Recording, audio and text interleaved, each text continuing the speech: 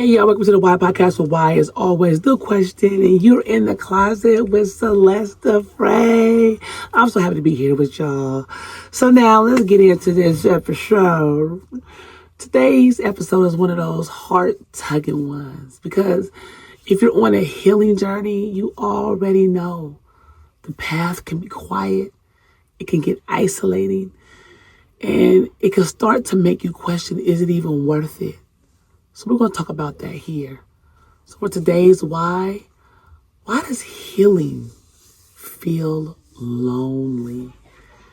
I got 8 powerful expanded points that I want to break down and discuss because I feel it's so necessary. And it doesn't have to necessarily be just about relationships with someone else. It could just even be about the relationship with yourself.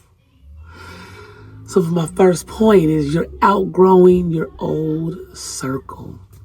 When you begin to heal, you start to notice certain conversations drain you. You no longer laugh at the same jokes or tolerate the same chaos. But see, walking away from old patterns often means walking away from old people. And that feels lonely even when it's necessary. I've had to do that a time or two. And not that I necessarily walk away from people, is that I protect my peace. I distance myself from what's not working. And maybe I'll check in every now and then, but if something is draining me, I just will pull away a little bit and focus on something that more so feeds me. But that's how I've always been. If something bothers me into where I'm stepping away from who I'm becoming or trying to get into, I do pull away. I know that about me. I'm a hermit like that. I don't mind the loneliness. So this is for those that have a problem with being lonely. I remember I had a really, really close friend of mine, and she had gotten out of a breakup. And she was getting right back into another relationship. And I was like, girl, give yourself some time to heal. Give yourself some time. It's okay to be alone. And she said, I don't like being lonely. I just feel so alone. And she hopped back into another relationship. And I'm like, nah, and at that time, I had just broken up with someone I was dating, and I was just alone. I think I stayed alone for 2 years. I didn't care. I did, actually, because I remember. I would date here and there, but I like my peace. It's important to get into yourself. But at the same time, I'm a person, I love my own company. I could kick it with myself for days and years. It's just me. Well, I want to say years, because I've never done it for years. And I mean like just me solitarily. But I was saying I do love, I enjoy my company. And I think it's just because I'm one of those people, I'm really, I don't want to say nerdy, but I love to learn. And so I'm always wanting to learn something. Like there's like not enough that I can learn. I'm not getting off the beaten path. I was just asking my coworker the other day. I was like, man, if you just had a huge amount of money, sum of money, you could do whatever in the world with your life, what would you do right now? I forgot exactly. I don't want to say exactly what she said because that's her business, But she was like, what would you do? And I was like, honestly, I would probably study medicine in depthly, especially the brain, because I love the brain, the psychology of it, the psychosis, the way it works, the brain and the mind, because those are two entities. The brain is more physical. The mind is much more of a spiritual thing. I believe that's where the spirit lives in.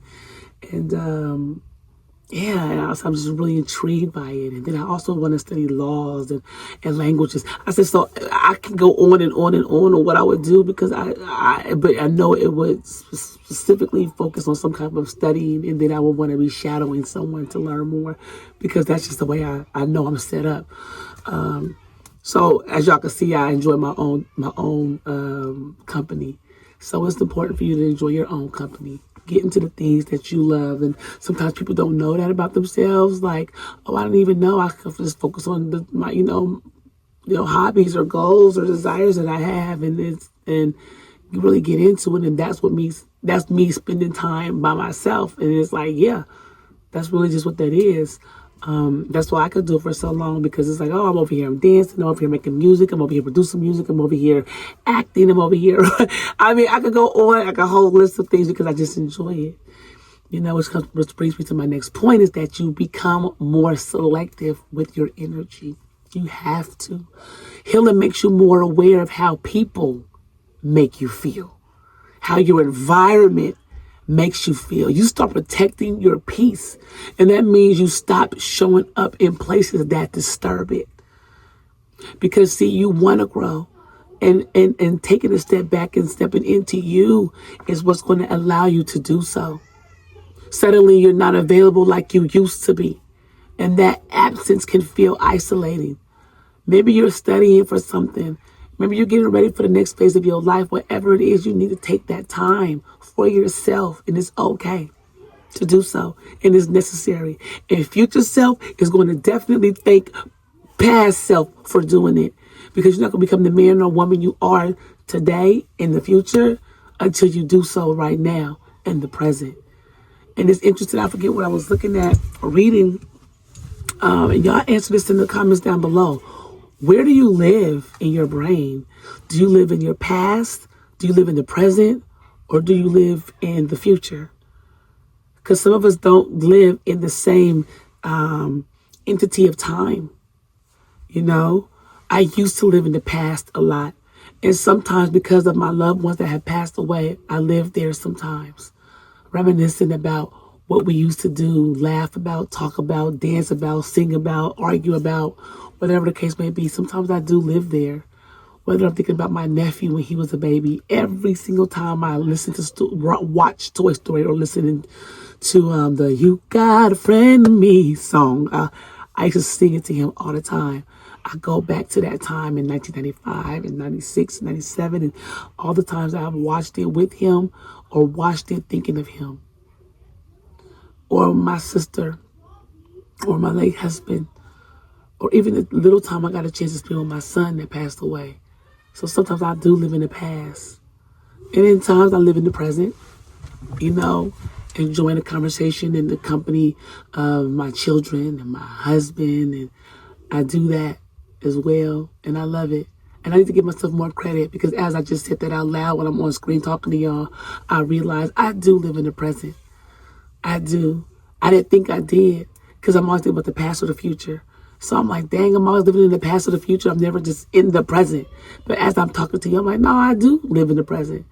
I plan for, get-togethers with my oldest son, and we'll go and hang out at his home and his house and, and whatnot. And so, yeah, now I'm realizing that just now. And I appreciate it, So I guess I'm all three. And I live in the future because I'm always planning for it. I'm always planning for the future down the road, 10, 20, 30 years from now, what it's going to look like. What am I eating right now? How is that going to look for my health when I'm older? How much am I working out and exercising right now? How is that going to feel and look like on my body without just looking good, but actually feeling good? How much water intake do I have? How am I taking care of my skin, my teeth, my eyes, my all of it.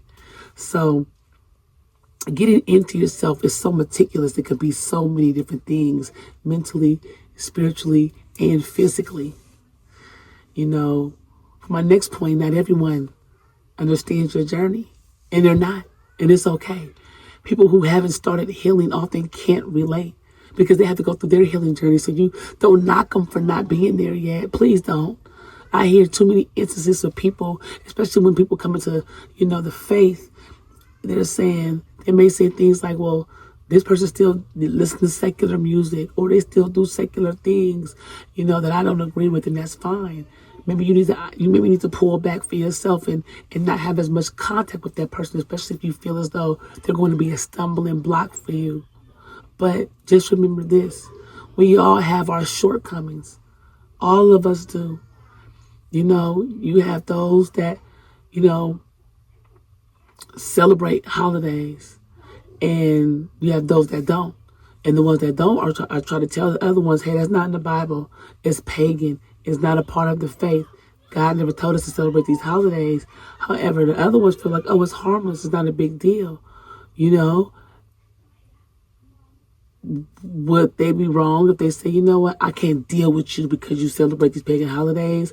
Whereas on one hand, you were saying, I can't deal with you because you listen to secular music.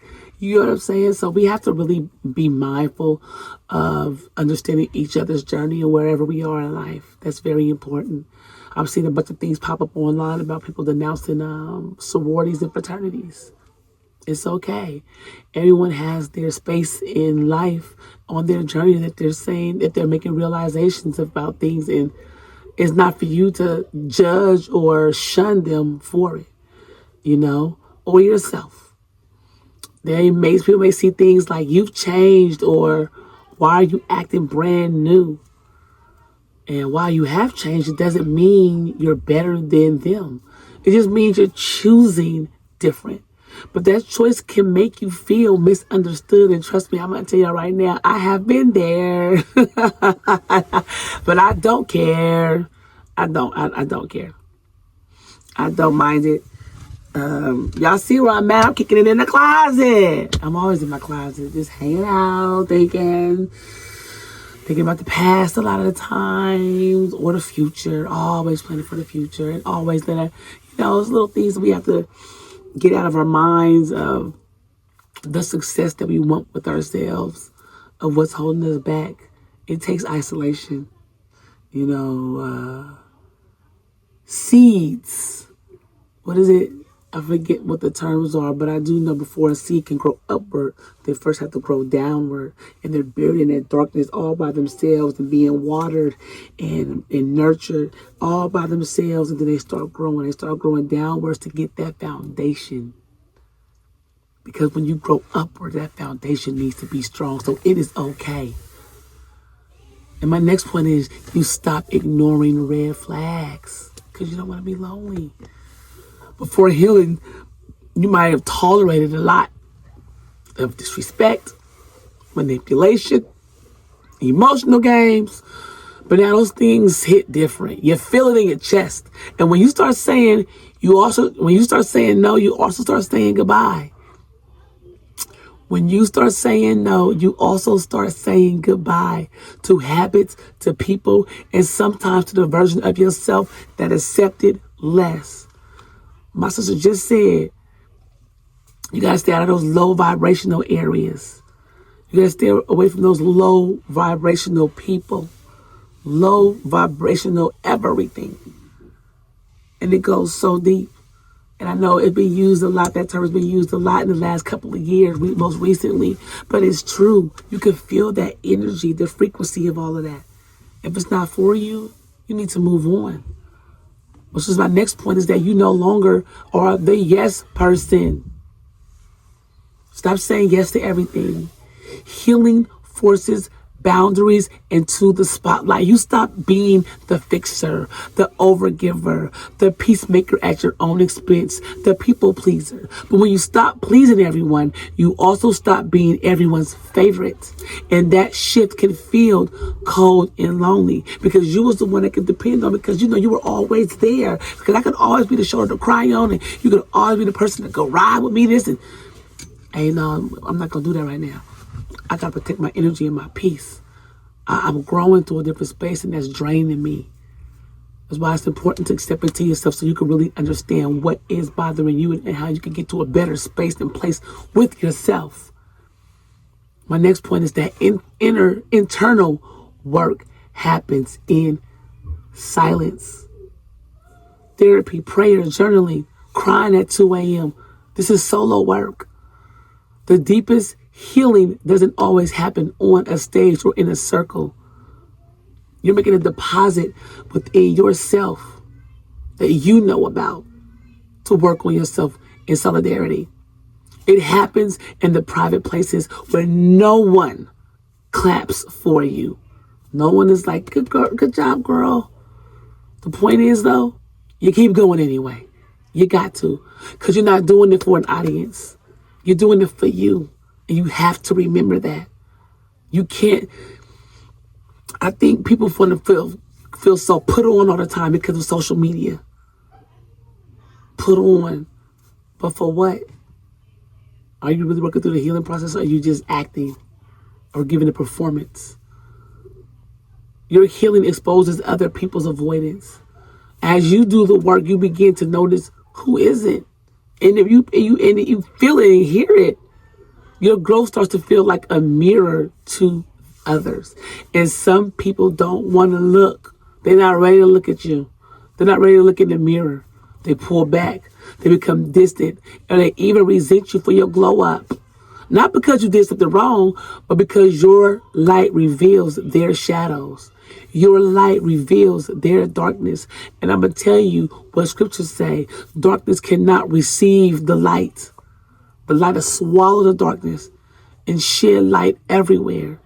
And if you have that light within you, it's beautiful. Keep on shining, baby. All right? And I'm on my last point. That healing requires separation before elevation. Before you rise, you often have to retreat, which you don't do enough of. You got to retreat. You don't have to pay for an expensive trip and go to Honduras and go to some retreat somewhere. If retreat is to your closet, an hour a day, then by all means, do it. Because a caterpillar doesn't become a butterfly in public. It goes into isolation. And baby, you are a butterfly. The cocoon is quiet. The cocoon is dark. And the cocoon is still. But it's where transformation happens. Loneliness is sometimes the price of becoming whole. So in closing, let's be real. Healing isn't at all a spa day and self-help books. That's not what it all is about. I'm having a mean day. That's cool and all. But healing is grieving. It's shedding. It's letting go of comfort in exchange for freedom. And yes, it's lonely, but it's also sacred. Because in the stillness, you meet your true self. In the stillness, your relationship with you is what's worth building. I was talking to my sister. We were talking about I didn't know, y'all, that this was the year of the snake. I'm dating my this episode again, but yeah, if you don't know what the year of the snake is, go look it up, right? And just to let y'all know, when Chinese horoscopes or zodiacs or whatever is every 12 years. So whenever you're watching this, you can guess about what year it is. But anyway, and she was like, this is the year of the snake. So this is a year of shedding. And I was like, yo, that's kind of cool. But I'm going to tell you this also. You don't have to wait till a certain year to start shedding. If you need to start shedding today, start today, right now. Start shedding. Take account for what is bothering your peace, your energy, where you want to go, where you got to go, and start working on it. Start doing it now. Take 5 minutes of your time to do it. And those 5 will go to 15, and 15 go to 20, and 20 go to 30, and 30 go to 40. I'm just saying, take that time for yourself. So, as always, I'm going to leave y'all with this. Remember to question everything, starting with why. Because why is always the question. And I'm out, y'all. Peace.